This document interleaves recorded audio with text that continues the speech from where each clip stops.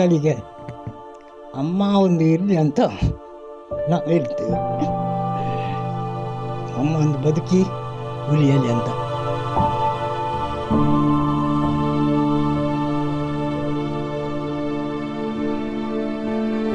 ಶಾಲೆಯಿಂದ ಬರುವಾಗ ಅಮ್ಮ ಇಲ್ಲದ್ರೆ ಭಾರಿ ಕಷ್ಟ. ಅಮ್ಮ ಅಂತ ಕರೀತಾರೆ. ಆಗ ನಮಗೂ ಬೇಸರ.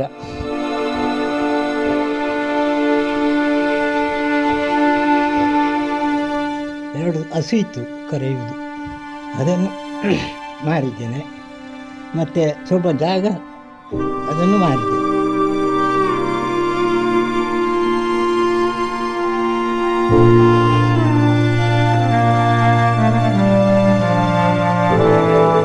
ಮನೆ ಅಲ್ಲಿ ಹಾಸ್ಟೆಲ್ ಆದರೆ ಫೋನ್ ಮಾಡುವಾಗ ಅಮ್ಮ ತೆಗಿತಿದ್ರು, ಅದ್ರೀಗ ಅಪ್ಪ ತೆಗಿದ್ರು. ಅಮ್ಮನ ಧ್ವನಿ ಕೇಳಬೇಕಂತ.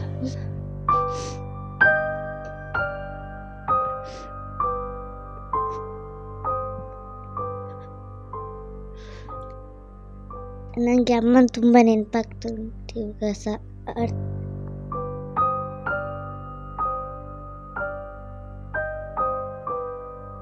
2 ತಿಂಗಳು ಆಗ್ತಾ ಬಂತು ನೋಡಿದೆ. ತುಂಬ ನೆನಪಾಗ್ತಿದ್ದಾರೆ.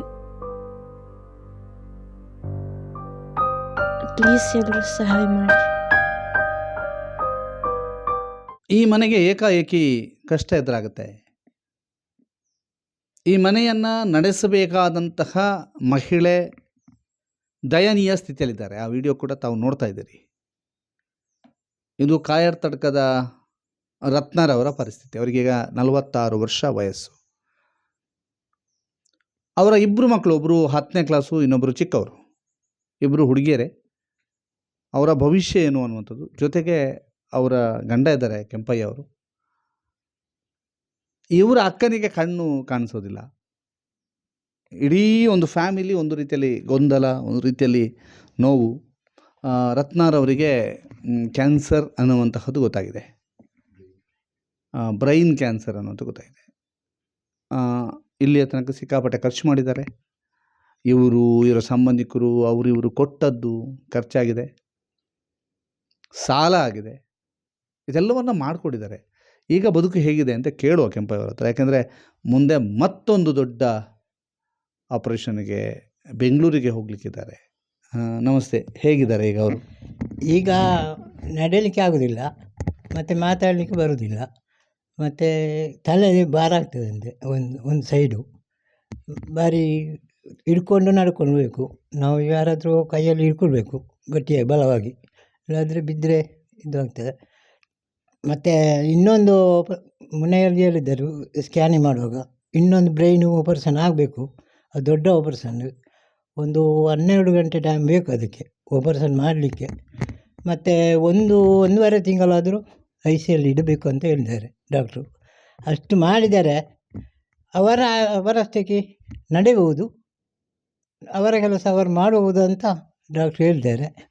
ಹಾಗೆ ಮತ್ತು ಈಗ ಮೊನ್ನೆ ತನಕ ನಾವು AJ ಹಾಸ್ಪಿಟ್ಲಿಗೆ ಹೋದದ್ದು.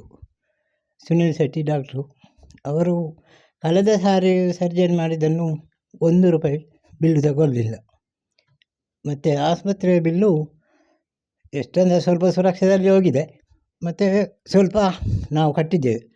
ಅದು ಸುರಕ್ಷದಲ್ಲಿ ಹೋದ ಅವರು ಬಿಲ್ಲು ಹೊಡೆದಿಲ್ಲ ಹಾಗೆ. ಮತ್ತು ಇನ್ನೂ ಹೋಗಬೇಕಾದ್ರೆ ನಮ್ಮಲ್ಲಿ ದುಡ್ಡಿಲ್ಲ, ದುಡ್ಡಿನ ಅಭಾವ ಭಾರಿ ಕಡಿಮೆ ಉಂಟು. ಇವರು ಸಂಬಂಧಿಕರು ಕೊಟ್ಟಾಯಿತು ಸ್ವಲ್ಪ. ಇನ್ನೂ ಯಾರಾದರೂ ನಮಗೆ ದುಡ್ಡಿನ ಸಹಾಯ ಮಾಡಬೇಕು. ಹಾಗೆ ಸ್ವಲ್ಪ ನನ್ನಲ್ಲಿ 2 ಹಸು ಇತ್ತು ಕರೆಯುವುದು, ಅದನ್ನು ಮಾರಿದ್ದೇನೆ. ಮತ್ತು ಸ್ವಲ್ಪ ಜಾಗ ಅದನ್ನು ಮಾರಿದ್ದೇನೆ. ಎಲ್ಲ ದುಡ್ಡು ಖರ್ಚಾಯಿತು ಹೋಯಿತು. ಇನ್ನು ಯಾವುದಕ್ಕೂ ದುಡ್ಡಿಲ್ಲ. ಬ್ಯಾಂಗ್ಳೂರಿಗೆ ಹೋಗ್ಬೇಕಂತ ಈಗ ಹೇಳಿದ್ದಾರೆ ನಿಮಾನ್ಸಿಗೆ. ಹಾಗೆ ಮೊನ್ನೆ ಹೋಗಿ ಬಂದಿದ್ದಾರೆ, ಚೆಕಪ್ ಮಾಡಿ.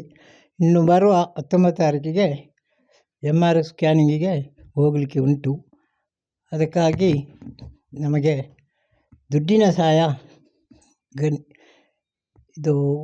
ಸಹಾಯ ಮಾಡಬೇಕಂತ ಊರವರಲ್ಲಿ ಹಾಗೂ ಹೊರ ಊರವರಲ್ಲಿ ನಾವು ಕೇಳಿ ನಮ್ಮ ಪತಿಯನ್ನು ಅವರ ಸಾಕರಿಗೆ ಆಗುವಷ್ಟಾದರೂ ಬದುಕಿಸಿ ಮಕ್ಕಳಿಗೆ ಅಮ್ಮ ಒಂದು ಇರಲಿ ಅಂತ ನಾವು ಹೇಳ್ತೇವೆ. ಅಮ್ಮ ಒಂದು ಬದುಕಿ ಉಳಿಯಲಿ ಅಂತ. ಇನ್ನು ಜಾಗ ಮಾರಿದಿರಿ, ಎಷ್ಟು ಜಾಗ, ಎಷ್ಟಿದೆ? ಜಾಗ ಸ್ವಲ್ಪ 1-2 ಎಕರೆ ಇರ್ಬೋದು, ಅದನ್ನು ಮಾರಿದ್ದೇನೆ. ಅದು ಮಾತ್ರ ಪಟ್ಟೆ ಅಲ್ಲ, ನಮಗೆ ಸ್ವಲ್ಪ ಕುಮಿಕ್ಕಿ ಸ್ವಲ್ಪ ರೇವಿನಿ, ಅದನ್ನು ಮಾರಿದ್ದೇನೆ. ಅದನ್ನು ಮಾರಿ ಎಲ್ಲ ದುಡ್ಡು ಮುಗಿಯಿತು. ಈಗ ಸ್ವಲ್ಪ ಮನೆಗೆ ಅವಳು ಸ್ವಲ್ಪ ಹುಷಾರಿರುವಾಗ ಒಂದು ಮನೆಗೆ ನಿರ್ಮಾಣ ಮಾಡಿದೆ. ಮನೆಗೆ 10 ಲಕ್ಷ ಬ್ಯಾಂಕಿನಿಂದ ಸಾಲ ಮಾಡಿದ್ದೇನೆ. ಅದರಲ್ಲಿ ಇನ್ನೂ ಬಾಕಿ ಉಂಟು, 6-7 ಲಕ್ಷ ಉಂಟು ಕಟ್ಟಲಿಕ್ಕೆ. ಹಾಗೆ ಬ್ಯಾಂಕಿನ ವಾರಕ್ಕೂ ಇನ್ನು ಇವಾಗ ಸ್ವಲ್ಪ ಆಗ್ಬೋದು ಅಂತ ನಾವು ಎಣಿಸಿ ಮನೆಗೆ ಇಳಿದದ್ದು. ಮೊನ್ನೆ ನಮ್ಮದು ಅಲ್ಲ ಮನೆ ಬೀಳುವ ಸ್ಥಿತಿಯಲ್ಲಿ ಇತ್ತು, ಗಾಳಿ ಮಳೆ ಕೂತ್ಕೊಳ್ಳಿಕ್ಕೆ ಹೆದರಿಕೆ ಆಗ್ತಿತ್ತು. ಆದ ಕಾರಣ ಒಂದು ಮನೆಯನ್ನು ಕಟ್ಟಿದ್ದೇವೆ. ಸಾಲ ಉಂಟು ಅದಕ್ಕೂ ಸಹ. ಮತ್ತು ಸ್ವಲ್ಪ ಶಕ್ತಿಯಲ್ಲಿ ಸಾಲ ಸಿಗ್ತಿದೆ. ಯೋಜನೆಯಲ್ಲಿ ಇತ್ತು ಸಾಲ, ಅಲ್ಲಲ್ಲಿ ಎಲ್ಲ ಭರ್ಜರಿ ಸಾಲ ಮಾಡಿ ಮನೆ ನಿರ್ಮಾಣ ಮಾಡಿದ್ದು. ಹಾಗೆ ಇನ್ನು ಬ್ಯಾಂಕಿನಲ್ಲಿ 7 ಲಕ್ಷ ಚಿಲ್ಲರೆ ಉಂಟು ಕಟ್ಟಲಿಕ್ಕೆ. ಈಗ ಮಕ್ಕಳನ್ನು ನೀವು ನೋಡ್ಕೊತಿದ್ದೀರಿ ಅಥವಾ ಹೇಗೆ? ಮಕ್ಕಳ ಭವಿಷ್ಯ ಹೇಗೆ? ನೀವು ಹೇಳಿದರೆ ಮಕ್ಕಳಿಗೊಂದು ಅಮ್ಮ ಬೇಕು, ಅಮ್ಮ ಇರಬೇಕು, ಅದಕ್ಕೋಸ್ಕರ ಹೆಲ್ಪ್ ಮಾಡಿ ಅಂತ. ಮಕ್ಕಳನ್ನು ವಿದ್ಯಾಭ್ಯಾಸಕ್ಕೆ ಈಗ ಬಿಟ್ಟಿದ್ದೇವೆ. ವಿದ್ಯಾಭ್ಯಾಸ ಅವರು ಕಲಿಯುವಷ್ಟು ಕಲಿಸಬೇಕಂತ ನಮ್ಮ ಆಸೆ. ಈಗ ಒಬ್ಬಳಿಗೆ ಹಾಸ್ಟೆಲು ದೇವರ ದಯದಿಂದ 3 ವರ್ಷ ಹಾಸ್ಟೆಲ್ ಸಿಕ್ಕಿತ್ತು. ಯಾವ ಕ್ಲಾಸ್ ಅವರು? ಅವರು 8ನೇಗೆ ಹಾಸ್ಟೆಲ್ಗೆ ಹೋಗಿದ್ದಾಳೆ. ಈಗ 10ನೇ, ಈ ವರ್ಷಕ್ಕೆ ಮಾತ್ರ ಇರೋದು. ಇನ್ನು ಬೇರೆ ಹಾಸ್ಟೆಲ್ ಸಿಕ್ಕಿದರೆ ನಮ್ಮ ಚಾನ್ಸ್. ಮತ್ತು ಒಬ್ಬಳನ್ನು ಅಲ್ಲಿ ಎಲ್ಲಿಗೆ ಹತ್ತಿರದ ಶಾಲೆಗೆ ಕಲಿಸಲಿಕ್ಕೆ ಅವಳನ್ನು ಬೆಳಿಗ್ಗೆ ಇಲ್ಲಿ ತಲೆ ಬಾಚಬೇಕು, ಡ್ರೆಸ್ ಮಾಡಬೇಕು. ಅದಕ್ಕೆ ನನ್ನಿಂದ ಆಗೋದಿಲ್ಲ. ಮತ್ತು ನನ್ನ ಅಕ್ಕನಿಗೆ ಕಣ್ಣು ಕಾಣೋದಿಲ್ಲ. ಮತ್ತು ಬೇರೆ ಯಾವಾಗಲೂ ದಿನಾಲು ಬೇರೆಯವರನ್ನು ಬರಲಿಕ್ಕೆ ಹೇಳ್ಕಾಗ್ತದಾ? ಅದಕ್ಕಾಗಿ ಈ ನನ್ನ ಮಿಸ್ಸಸ್ಸಿನ ಅಕ್ಕನ ಮನೆಯಲ್ಲಿ ಶಾಲೆಗೆ ಹೋಗಲಿಕ್ಕೆ ಬಿಟ್ಟಿದ್ದೇನೆ. ಈ ವರ್ಷ ಒಂದು ಇರಲಿ ಅಲ್ಲಿ ಅಂತ. ಮತ್ತು ಅಮ್ಮ ಹುಷಾರಾದರೆ ಇಲ್ಲಿಂದಲೇ ಹೋಗುವುದು. ಬದುಕು ಎಷ್ಟು ಕಷ್ಟ ಆಗ್ತಾಯಿದೆ? ಬದುಕು ಕಷ್ಟ ಎಂದರೆ ಭಾರಿ ಕಷ್ಟದಲ್ಲಿದ್ದೇನೆ ನಾನೀಗ. ಅಲ್ಲಿ ಹೋಗಲಿಕ್ಕೂ ಕಷ್ಟ ಆಗಿದೆ, ದುಡ್ಡಿಲ್ಲದೆ. ದುಡ್ಡಿನ ವ್ಯವಹಾರ ಎಲ್ಲ ಮುಗಿದೋಗಿದೆ ನನ್ನಲ್ಲಿ. ಬದುಕು ಎಂದರೆ ಈಗ ಹೇಳಲಿಕ್ಕೆ ಆಗೋದಿಲ್ಲ ನನಗೆ ಎಂತ ಆಗಿದೆ ಅಂತ. ಅಷ್ಟು ಬಡತನದಲ್ಲಿದ್ದೇನೆ. ಹಾಗೆ ಈಗ ಅವರು ಹೇಗಿದ್ದಾರೆ? ನೆಕ್ಸ್ಟ್ ಬೆಂಗಳೂರು ಹೋಗಬೇಕು.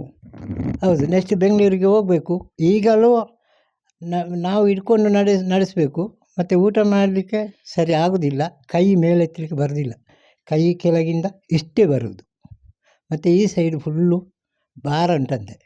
ಇಲ್ಲಿ ಹೀಗೆ ಮೊನ್ನೆ ಡಾಕ್ಟ್ರು ಕೈ ಹಿಡಿದು ಹೇಳಿದ್ರು ಇಷ್ಟು ತೆಗಬೇಕಂತ, ಆಪರೇಷನ್ ಮಾಡಬೇಕು. ಆದರೆ ಅವಳ ಕೆಲಸಕ್ಕಾದರೂ ಆಗುವುದು ಅಂತ ಡಾಕ್ಟ್ರನ ಧೈರ್ಯ. ಅದಕ್ಕೆ ನಾವು ಪ್ರಯತ್ನ ಮಾಡಬೇಕು. ಪ್ರಯತ್ನ ಮಾಡಲಿಕ್ಕೆ ನಮ್ಮಲ್ಲಿ ದುಡ್ಡಿಲ್ಲ. ದುಡ್ಡಿನ ವ್ಯವಹಾರ ನಮಗೆ ಒದಗಬೇಕು. ಆದರೆ ಅವಳ ಕಾಲಲ್ಲಿ ಅವಳಷ್ಟಕ್ಕೆ ನಡ್ಕೊಂಡು ಹೋಗ್ಬೋದು ಅಂತ ಧೈರ್ಯ ನಮಗೂ. ಅದಕ್ಕಾಗಿ ಇಲ್ಲಿ ಆಗೋದಿಲ್ಲ. ಇಲ್ಲಿ 1-1.5 ತಿಂಗಳು ಐಸಲ್ಲಿಟ್ಟರೆ ದುಡ್ಡು ಎಷ್ಟು ಬೇಕಂತ ಹೇಳಲಿಕ್ಕೆ ಆಗೋದಿಲ್ಲ ಅಂತ ಹೇಳಿದರು. 10 ಲಕ್ಷ 15 ಲಕ್ಷ ಆಗ್ಬೋದು ಅಲ್ಲಿ. ಅದಕ್ಕಾಗಿ ನೀವು ಬ್ಯಾಂಗ್ಳೂರಿಗೆ ಹೋಗಿ, ಅವರೇಳಿದ ಅಲ್ಲಿ ಫ್ರೀ ಅಂತೆ. ಫ್ರೀ ಅಲ್ಲ ಅಂತೆ, ಅರ್ಧ ಕಟ್ಟಬೇಕಂತೆ. ಈಗ ಭಾನುವಾರ ಹೋಗಿ ವಿಚಾರಿಸಿದಾಗ ಅರ್ಧ ದುಡ್ಡು ಕಟ್ಟಬೇಕು ಅಂತ ಹೇಳಿದ್ದಾರೆ. ಮತ್ತು ಎಲ್ಲ ಹೇಳಲಿಕ್ಕೆ ಅವರು ಸಹ ನೀವು ಅಡ್ಮಿಷನ್ ಆಗಿ ಮತ್ತೆ ಹೇಳ್ತೇನೆ ಅಂತ ಹೇಳಿದಾರಂತೆ. ಎಷ್ಟು ಕಟ್ಟಲಿಕ್ಕೆ ಬರ್ತದೆ ಅಂತ ಹೇಳಲಿಕ್ಕೆ ಸಾಧ್ಯ ಇಲ್ಲ. ಮತ್ತು ಹೋಗಲಿಕ್ಕೆ ಬರುವುದು ಕಷ್ಟವೇ. ಬೆಂಗಳೂರಿಗೆ 3-4 ಜನ ಹೋಗಬೇಕು. ಈಗ ಇವರಿಗೆ ಹೇಗಿದ್ದು ಸ್ಟಾರ್ಟ್ ಆದ್ದು ಹೇಗೆ? ಸ್ಟಾರ್ಟ್ ಅಂದರೆ ಅದೇ ನಾನು ಫಸ್ಟಿಗೆ ಅವಳು 2ನೇ ಮಗುವಿಗೆ ಗರ್ಭಿಣಿ ಆದಾಗ ಕಣ್ಣಿಗೆ 2 ಕಾಣಿಸಿತ್ತು. ಮತ್ತು ಕಣ್ಣು ಕಾಣೋದೇ ಆಗಾಯಿತು, ಕಿವಿ ನೋವಾಯಿತು, ಕಿವಿಗೆಲ್ಲದೇ ಆಗಾಯಿತು. ಮತ್ತು ಸ್ವಲ್ಪ ನಾಲಿಗೆ ಸೈಡ್ ಹೋಯ್ತು, ಫುಲ್ಲು ನಾಲಿಗೆ ಮಾತಾಡಲಿಕ್ಕೆ ಬರೋದಾಗಿ ಆಯಿತು. ನಾಲಿಗೆ ಸೈಡು ಎಲೆಯಿತು, ನರ ಇಲ್ಲದ ಅಂತ ಹೇಳಿದರು. ಹಾಗೆ ಆಗಿ ಸ್ವಲ್ಪ ಸ್ವಲ್ಪ ಜೋರಾಯಿತು. ಜೋರಾದ ತಕ್ಷಣ ನಾವು ಮಗುವಿಗೆ ಖಾಲಿ 3 ತಿಂಗಳು ಎದೆ ಹಾಲು, 3 ತಿಂಗಳಾಗುವಾಗ ಆಪರೇಷನ್ ಆಗಿದೆ. ಹಾಗೆ ಆಗಿ ಸ್ವಲ್ಪ ಹುಷಾರಾದರು. ಒಂದು ತಿಂಗಳು ಇದ್ದೆವು ಅಲ್ಲಿ ಏಜಿಯಲ್ಲಿ ಹೆಚ್ಚುವರಿ. ಹುಷಾರಾದ ಮೇಲೆ ಮನೆಗೆ ಬಂದು ಅವಳ ಕೆಲಸಕ್ಕೆ ಅವಳು ಸಾಧಾರಣ ಆದಳು. ಮತ್ತು ಬೇರೆ ಏನು ಕೆಲಸ ಮಾಡಲಿಕ್ಕೆ ಹೋಗಲಿಕ್ಕೆ ಆಗೋದಿಲ್ಲ. ಹಾಗೆ ಈಗ ಮಕ್ಕಳು ಏನು ಹೇಳ್ತಾರೆ ನಿಮ್ಮ ಹತ್ರ? ಮಕ್ಕಳು ಹೇಳೋದಷ್ಟೇ, ಹೋಗಿ ಆಪರೇಷನ್ ಮಾಡಿಸಿ ಅಮ್ಮ ಬದುಕಲಿ ಅಂತ ಹೇಳ್ತಾರೆ. ಬದುಕಲಿ ಅಂತ. ಮತ್ತು ಮಕ್ಕಳು ಈಗ ಹಾಸ್ಟೆಲ್ಗೆ ಆಗಲಿ ಶಾಲೆಯಿಂದ ಬರುವಾಗ ಅಮ್ಮ ಇಲ್ಲದ್ರೆ ಭಾರಿ ಕಷ್ಟ, ಅಮ್ಮ ಅಂತ ಕರೀತಾರೆ. ಆಗ ನಮಗೂ ಬೇಸರ, ಮಕ್ಕಳಿಗೆ ಹೇಗೆ ಆಗ್ತದೆ. ಅಮ್ಮನ ಜೊತೆಯಲ್ಲಿ ಇದ್ದವರಿಗೆ ಅಮ್ಮ ಬೇಕಂತ ಎನಿಸುತ್ತದೆ. ಅವಳು ಒಬ್ಬಳು ಬರುವುದು ಒಂದು ದಸರಾ ರಜೆಯಲ್ಲಿ, ಮತ್ತೊಂದು ಬೇಸಿಗೆ ರಜೆಯಲ್ಲಿ. ಬೇಸಿಗೆ ರಜೆ ಫುಲ್ಲು ಅವಳಿಗೂ ಕಳೆದ ಸಾರಿ ಆಸ್ಪತ್ರೆ ಆಯಿತು ಮಗಳಿಗೂ ಅವಳೊಟ್ಟಿಗೆ ಇರಲಿಕ್ಕೆ. ಹಾಗೆ ಆಗಿದೆ. ನೀವೊಂದು ಹೆಲ್ಪ್ ಮಾಡಿ ಅವಳ ಜೀವವನ್ನು ಬದುಕುವ ಹಾಗೆ ಒಂದು ದಾರಿ ತೋರಿಸಿದರೆ ಭಾರಿ ಒಳ್ಳೆಯದು. ಇದು ಇವರ ಮಾತು. ಕಣ್ಣೀರು ದುಃಖವನ್ನು ಅದುಮಿಟ್ಟುಕೊಂಡು ಮಾತನಾಡುವಂಥ ಪ್ರಯತ್ನವನ್ನು ಕೆಂಪವರು ಮಾಡ್ತಾಯಿದ್ದಾರೆ.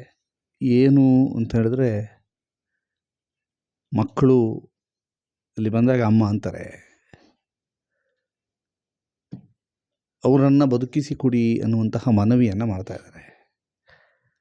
ಈ ವರದಿಯಲ್ಲಿ ಪೇಷಂಟ್ ನಿಮಗೆ ತೋರಿಸ್ತಾ ಇದ್ದೀವಿ, ಆದರೆ ಅವರು ಬೆಂಗಳೂರಿಗೆ ಹೋಗ್ತಾರೆ, ಬೆಂಗಳೂರಲ್ಲಿ ಚಿಕಿತ್ಸೆಗೆ ಪಡೀಲಿಕ್ಕೆ ಕರ್ಕೊಂಡು ಹೋಗ್ತಾರೆ.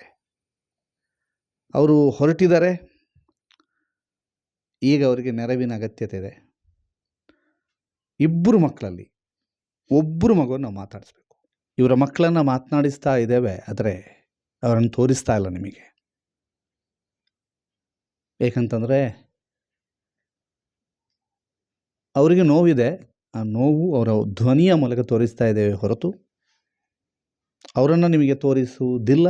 ಯಾಕೆಂತಂದರೆ ಅವರ ಕಷ್ಟ, ಅವರ ನೋವು, ಅವರು ಯಾರು ಅನ್ನುವಂಥದ್ದು ಬೇಡ. ಅವರ ಸ್ಕೂಲ್ ಇರ್ಬೋದು, ಇನ್ನಿತರ ಕಡೆಗಳಲ್ಲಿ ಹೀಗ ಅನ್ನುವಂಥದ್ದು ಬೇಡ ಅನ್ನುವಂಥ ಕಾರಣಕ್ಕಾಗಿ ಅವರನ್ನು ತೋರಿಸ್ತಾ ಇಲ್ಲ, ಬಟ್ ಅವ್ರ ಹತ್ರ ಮಾತಾಡಿಸ್ಬೇಕು. ಅಮ್ಮ ಕಷ್ಟದಲ್ಲಿದ್ದಾರೆ, ಅಪ್ಪ ಹೇಳಿದ್ರಿ. ಈಗ ಏನು ಹೇಳ್ತೀರಿ?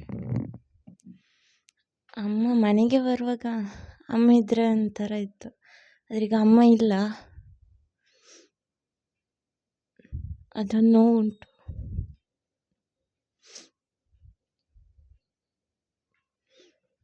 ಅಲ್ಲಿ ಹಾಸ್ಟೆಲ್ ಆದರೆ ಫೋನ್ ಮಾಡುವಾಗ ಅಮ್ಮ ತೆಗಿತಿದ್ರು, ಆದರೆ ಈಗ ಅಪ್ಪ ತೆಗೆಯೋದು. ಅಮ್ಮನ ಧ್ವನಿ ಕೇಳಬೇಕಂತ.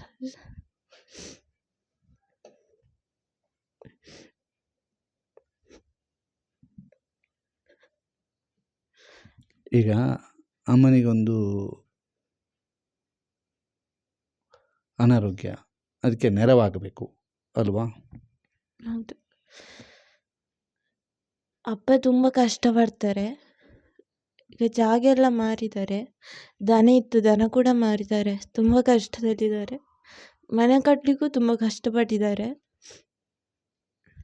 ಈಗ ಕೃಷಿ ಮಾಡಿದ್ದಾರೆ, ಆದರೆ ಅದಕ್ಕೆ ಮಂಗೆಲ್ಲ ಬರ್ತುಂಟು. ಈಗ ತುಂಬ ತೊಂದರೆ ಆಗ್ತುಂಟು. ಹಣೆ ಅಂತೆಲ್ಲ ಪ್ಲೀಸ್ ಎಲ್ಲರೂ ಸಹಾಯ ಮಾಡಿ.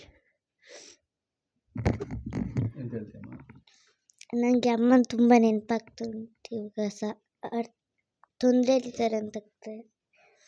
ಅಪ್ಪ ಸಹ ತುಂಬ ಕಷ್ಟಪಟ್ಟಿದ್ದಾರೆ ಕೃಷಿಯಲ್ಲಿ ಮಾಡೋದಕ್ಕೆ. ಮತ್ತು ಅಮ್ಮನ ನೋಡಬೇಕಂತ ಅನಿಸ್ತದೆ. ಹೋಗ್ತೇನೆ ಅಲ್ಲಿಗೆ ನೋಡೋದಕ್ಕೆ, ಇವಾಗ ಆಗಲ್ಲ. ಎಸ್.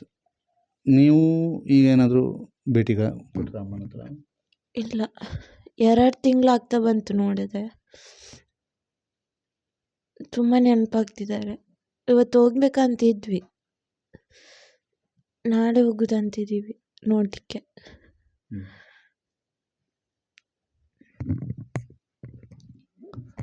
ಇದು ಈ ಮಕ್ಕಳ ಮಾತು. ತಾಯಿ ಅಮ್ಮನನ್ನು ನೋಡಬೇಕು, ಅಮ್ಮನಿಗೆ ಸೂಕ್ತವಾದಂತಹ ಚಿಕಿತ್ಸೆ ಸಿಗಬೇಕು. ಮತ್ತು ಈ ಪುಟ್ಟ ಮಕ್ಕಳು, ಒಬ್ಬರು 10th, ಒಬ್ಬರು ಚಿಕ್ಕವರು. ಈ ಮಕ್ಕಳು ಆ ಅಮ್ಮನ ಜೊತೆಗೆ ಆಟ ಆಡಬೇಕು, ಅಮ್ಮನ ಜೊತೆಗೆ ನಲಿದಾಡಬೇಕು, ಅಮ್ಮನ ಜೊತೆಗೆ ಇರಬೇಕು, ಅಮ್ಮನ ಸಾಥ್ ಬೇಕು ಅನ್ನುವಂಥದ್ದನ್ನು ಬಯಸ್ತಾ ಇದೆ. ಈ ಹಿಂದೆ ಹಲವಾರು ಇಂತಹ ಸುದ್ದಿ ಮಾಡಿದಾಗ, ನೆರವು ಅಗತ್ಯ ಇದೆ ಅಂತ ಮಾಡಿದಾಗ ನೀವೆಲ್ಲರೂ ಕೂಡ ನೆರವಾಗಿದ್ದೀರಿ.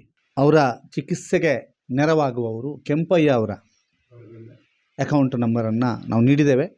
ಅವರ ಗಂಡ ಅದಕ್ಕೆ ಸಹಾಯವನ್ನು ಸಹಕರಿಸ್ಬೋದು. ದಯವಿಟ್ಟು ಸುದ್ದಿ ಈ ಹಿಂದೆ ಹಲವಾರು ಬಾರಿ ಇಂತಹ ವರದಿಗಳನ್ನು ಮಾಡಿದಾಗ ಯಾವತ್ತೂ ಕೂಡ ಕೈ ಬಿಟ್ಟಿಲ್ಲ.